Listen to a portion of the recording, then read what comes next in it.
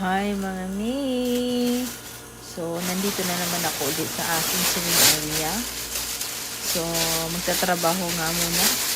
So, ayan. At kinuha ko yung isang bundle ng aking tatahiin. Oops, tiningnan pa yung sleeve. Minsan mag-diet din pag may time. Kasi ang taba mo na. Ayan. So, yung back naman ang kinuha. And then, yung ating front. Kukunin muna natin yung ating panali. At kailangan nating ilatag yan. Left and right. Bawal magkamali dyan. At mahirap magkaroon ng reject.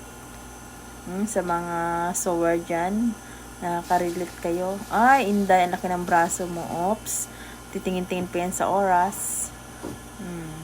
So, yan. Hihilahin natin yung ating tape sa sa shoulder kasi kailangan natin lagyan yan para hindi siya mag-aalon-alon. So, ayan.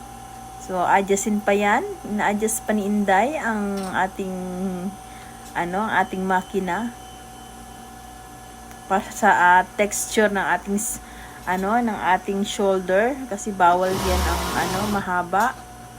Kailangan sakto lang. O, ayan na. Sinisimulan na natin ang ating join ng shoulder.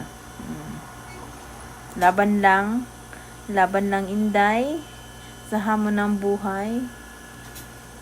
Ayan, kinakabit na natin.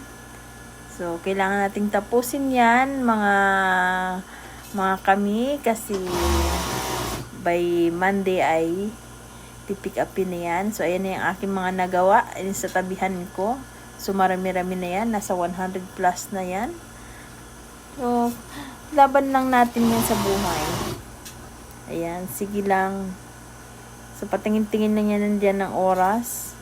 So, dahil mainit nga dito sa Japan, ay kailangan nating mag-aircon. Of course, syempre aircon ng ating sewing area.